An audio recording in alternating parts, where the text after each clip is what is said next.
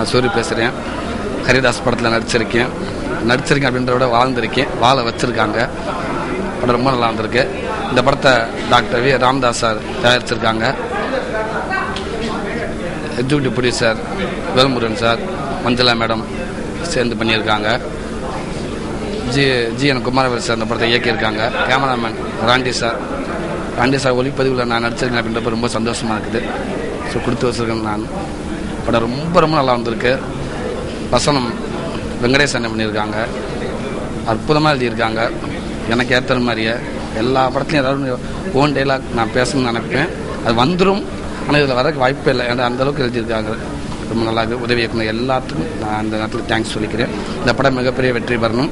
நாங்கள் நினச்சா பத்தாது, உங்களுடைய ஆசீர்வாதம் வேண்டும். ரொம்ப நன்றி. ஹலோ, வணக்கம். நான் கிஷோர் பேசுகிறேன். இன்றைக்கி ஹரிதாஸ் படத்தோட ஆடியோ ரிலீஸ் பண்ணுறோம். இந்த படத்தில் ஆக்சுவலி இந்த படத்துக்கு கிரெடிபிலிட்டி கொடுத்தா இந்த படத்தை ஒரு படத்தாக்க முடித்தது நிறைய டெக்னீஷியன்ஸோட கான்ட்ரிபியூஷனால். Thanks to Rathnavel sir, Kumaravelji, Raja Mohammed sir and Vijay Antony. So எல்லாருக்கும் ஒரு பெரிய நன்றி. தேங்க்ஸ். இப்போ நான் எங்களோட படம் ஹரிதாஸ் ஆடியோ ரிலீஸில் இருக்கேன். ரொம்ப சந்தோஷமாக இருக்குது. ஏன்னா ஆல்மோஸ்ட் ஒரு 6 months அந்த படத்தை எடுத்துகிட்டு ரொம்ப போராடி, ரொம்ப வெதர் ப்ராப்ளம்லேருந்து நிறைய விஷயத்துலேருந்து நாங்கள் இந்த படம் எடுத்து முடிச்சிட்டோம் நல்லபடியாக. படம் ரொம்பவே நல்லா வந்திருக்கு. கண்டிப்பாக ஆடியன்ஸ் எல்லாருக்கும் ரொம்ப பிடிக்கும். பாட்டு ரொம்ப வந்திருக்கு, ரொம்ப அழகாக வந்திருக்கு. ரொம்ப வித்தியாசமான கதை, பியூட்டிஃபுல்லான 3 ரோல், என்னோட ரோலும், அதுக்கப்புறம் ஹரிதாஸ்னை கிஷோர் சார்தும் குட்டி பையன் பிருத்திவின் பண்ணிருக்கான். பட் நாங்கள் அவர் ஹரின்னு கூப்பிட்டு தான் பழக்கம். செட்டில் கூட ஹரின்னு தான் கூப்பிடுவோம். ரொம்ப நல்லா பண்ணியிருக்காங்க 3 பேரும். 2 பேரும், என்னையும் சேர்த்து நான் சொல்லிக்கிறேன். நான் ஏன் டப்பிங் பண்ணிட்டு இருக்கேன் இந்த படத்தில். அதான் எனக்கும் என்னோட ஒர்க் ரொம்ப பிடிச்சிருக்கிறதுனால.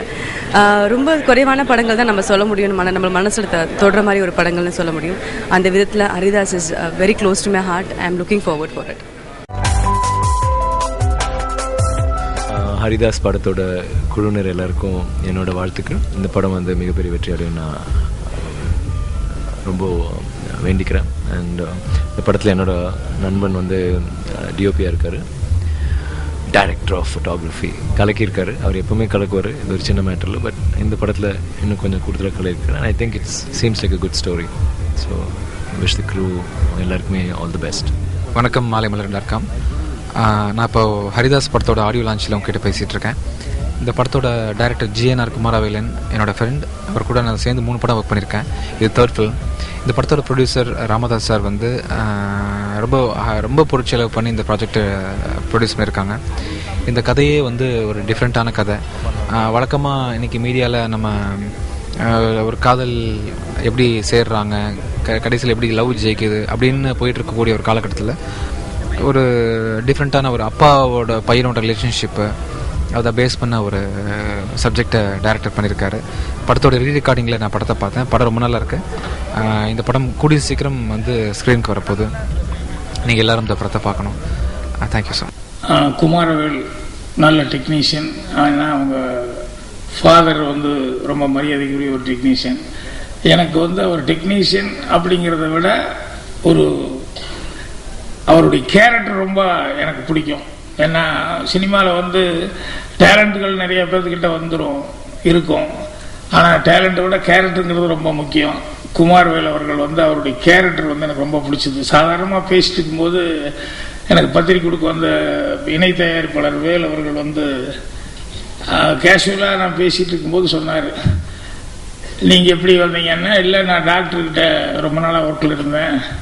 அவர் திடீர்னு நீ சினிமா சம்மந்தப்பட்ட ஆள் தானப்பா, நீ முதல்ல அதுக்கு படிச்சிருக்கியல்ல அப்படின்னு சொல்லும்போது, அதனால் நீ போய் ஒரு இன்சார்ஜாக நீ ஏதாவது ஒரு டீம் செட்டப் பண்ணு அப்படின்னு சொல்லும்போது, அவர் பாருங்கள், இவர் செக்ரட்டரி, அவர் ஒரு சந்தர்ப்பம் கொடுக்குறாரு.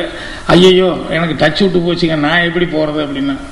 சில பேர்த்துக்கு எப்பாவது கிடைக்காதான்னு நினைப்பாங்க. ஆனால் அவர் கிடைச்சும் கூட இல்லைங்க ரொம்ப நாள் ஆகிப்போச்சு, நான் இங்கே உங்களோட ஒர்க் பண்ணிருக்கேன், எனக்கு தெரியாதுங்க அப்படின்னு சொல்லி, இல்லை நீ ட்ரை பண்ண அப்படின்னு சொல்லும்போது, முதல்ல அவர் அங்கே 25 நாள் கூட ஒர்க் பண்ணவர் குமாரவேல் வந்து போன படத்தில் ஒர்க் பண்ணவர். அவருடைய கேரக்டரை பார்த்து அவருடைய ஆக்டிவிட்டீஸ் அதெல்லாம் பார்த்து, சார் எனக்கு இவர் ரொம்ப எனக்கு இம்ப்ரெசிவாக இருக்கார், அவருடைய கேரக்டர் எனக்கு ரொம்ப பிடிச்சிருக்கு அப்படின்னாங்க. ஸோ சினிமாவில் அந்த கேரக்டருங்கிறது வந்து ரொம்ப ரொம்ப முக்கியம். ஸோ குமாரவேலை வந்து அந்த விதத்தில் செலக்ட் பண்ணி அதுக்கப்புறம் மீதி எல்லா டெக்னீஷியனையும் ஒவ்வொருத்தரையாக கேமராமேன்லேருந்து ஒவ்வொருத்தரும் நல்ல நல்ல பெஸ்ட் டெக்னீஷியன் எல்லாத்தையுமே செலக்ட் பண்ணார் அப்படின்னாங்க. ஸோ அதனால் எனக்கு குமாரவேல் வந்து இந்த டீம் செட்டப் பண்ணியிருக்காருங்க போது எல்லாருமே நல்ல டெக்னீஷியன்ஸ். அப்புறம் எதிர்பார்ப்பு எனக்கெல்லாம் எதிர்பார்ப்பு என்னன்னா, கிஷோர் வந்து வச்சு பண்ணியிருக்காங்கும் போது அவருக்கு வந்து எந்த அளவுக்கு ஒரு தீனி போடுற அளவுக்கு ஒரு கேரக்டர் இருந்திருந்தால் அவரை ஹீரோவை வச்சு பண்ணலாம். ஏன்னா எப்பவுமே நெகட்டிவாக செஞ்சுட்டு இருக்கிறவங்களை வந்து ஒரு பாசிட்டிவ் கேரக்டராக பண்ணுறது அப்படின்னு சொன்னோம்னா டிஃப்ரெண்ட்டான ஒரு ஸ்டோரி இருந்தால் தான் பண்ண முடியும். ஸோ அதனால் எனக்கும் அதில் எதிர்பார்ப்புகள் இருக்குது. விஜய் ஆண்டனி முதல்ல எல்லாம் வெறும் மியூசிக் டைரக்டராக பாட்டுருந்து இப்போல்லாம் வந்து ஹீரோவை பார்த்துட்டு இப்போ கூட கேட்டுக்கிட்டு இருந்தேன் அடுத்த படம் எப்போங்க என்ன அப்படின்னு சொல்லிட்டு. அதே மாதிரி கேமராமேன் வந்து படம் பார்க்கும்போது எனக்கு ரொம்ப இம்ப்ரெசிவாக இருந்தது ரத்னவேல் அவர்கள். ஸோ ஃபுல் படமும் பார்க்கணும் அப்படின்னு சொல்லிட்டு, ஏன்னா சில பேர்லாம் சில ஒர்க்குகளுக்காகவே நம்ம பார்க்கணும் அப்படின்னு சொல்லிட்டு ஒரு எதிர்பார்ப்பு கொடுப்பாங்க. அந்த அளவுக்கு இது பண்ணியிருக்காங்க. அதனால் இந்த எல்லாத்துக்குமே நம்ம ஊர்க்கார பையன் ஒருத்தனை வேற தேடி பிடிச்சிட்டு வந்திருக்காங்க, சின்ன பையன் ஒருத்தனை. அந்த பையனை வந்து ரொம்ப நிறைய பேர்த்த பார்த்து அந்த பையனை செலக்ட் பண்ணிக்காங்க அப்படின்னாங்க. அதனால் அவனும் என்ன மாதிரியே வரணும்னு சொல்லி நான் வாழ்த்துக்களை அந்த பையனுக்கு தெரிவிச்சுக்கிறேன். ஹரிதாஸ் என்று ஒரு பெயர் வைத்திருக்கிறார். ஹரிதாஸ் என்று ஒரு படம் வந்ததாக நான் படித்திருக்கிறேன். தமிழ் சினிமாவின் முதல் super star MK Thyagaraja Bhagavathar நடித்த ஹரிதாஸ் என்ற படம் 100 நாட்களுக்கு மேல் ஓடி சாதனை படைத்த படம் என்று கூட படித்திருக்கிறேன், பார்த்ததில்லை. அந்த பெயரை வைத்து இப்பொழுது ஒரு படம் எடுக்கப்பட்டிருக்கிறது. இது ஒரு தகப்பனுக்கும் மகனுக்குமான உறவை சொல்லும் படம் என்று அறிகிறேன். தகப்பனுக்கும் மகனுக்குமான உறவு என்பது ரொம்ப பிரத்யேகமான ஒரு உறவு, ரொம்ப ரொம்ப பிரத்யேகமான ஒரு உறவு அது. எனக்கும் என் தந்தைக்குமான உறவு ரொம்ப பிரத்யேகமான ஒரு உறவாக இருந்தது. என்னுடைய தகப்பனார் தான் எனக்கு தமிழ் சொல்லிக் கொடுத்தார். என்னுடைய தகப்பனார் தான் எனக்கு எல்லா வகையிலும் ஆசானாகவும் மிகச்சிறந்த நண்பனாகவும் இருந்தார் என்று சொல்லிக் கொள்வதில் நான் பெருமைப்படுகிறேன். இங்கே உட்கார்ந்திருக்கக்கூடிய பாலா என்னுடைய மூத்த மகன். நான் சொல்வது ஒரு தகப்பனுக்கும் மகனுக்குமான உறவு என்ன என்பதை அவனுக்கு புரியும். ஒரு கட்டம் வரை மகனுக்கு தகப்பன் ஹீரோவாக இருக்கிறான். ஒரு கட்டத்திற்கு மேல் மகன் தகப்பனுக்கு ஹீரோவாக மாறிவிடுகிறான். அந்த தருணம் ரொம்ப பவித்திரமான தருணம், ரொம்ப கர்வம் படக்கூடிய தருணம். அந்த மாதிரி ஒரு கர்வத்தை எனக்கு பாலா கொடுத்திருக்கிறான், என்னுடைய வெற்றிவாரன் கொடுத்திருக்கிறான், என்னுடைய சீனு ராமசாமி கொடுத்திருக்கிறான், என்னுடைய ராம் கொடுத்திருக்கிறான். இப்படி எனக்கு அற்புதமான பிள்ளைகளை கொடுத்த இவனுக்கு என்னுடைய மனமார்ந்த நன்றியை தெரிவித்துக் கொள்கிறேன். இதில் ஒளிப்பதிவு செய்திருக்கக்கூடிய ரத்னவேலு எனக்கு மிக மிக பிடித்த ஒளிப்பதிவாளர்களுள், இந்திய ஒளிப்பதிவாளர்களுள் ஒருவர். I'm a great fan of you, Ratnavelu. I'm a great fan of you. I'm very happy that you have photographed this. And அற்புதமான ஒளிப்பதிவாளர்களை கொண்டது தமிழ் சினிமா. பேர் சொன்னால் ஒரு நோட்புக் ஃபுல்லாக எழுதலாம். இங்கே பாலசுப்ரமணியம் உட்கார்ந்துருக்கா, வண்டர்ஃபுல் சினிமாட்டோகிராஃபர். எத்தனை பேர் இருக்காங்க. அண்ட் இந்த படத்தில் எனக்கு ரொம்ப ரொம்ப பிடிச்ச ஒரு நடிகை நடிச்சிருக்காங்க, ஸ்னேகா அவர்கள். எனக்கு ரொம்ப பிடித்த நடிகைகளில் ஸ்னேகாவும் ஒருவர். ரொம்ப ரொம்ப பிடிக்கும் எனக்கு அவங்கள. ஐ டோன்ட் நோ வை, ரொம்ப பிடிக்கும் ஸ்னேகாவை.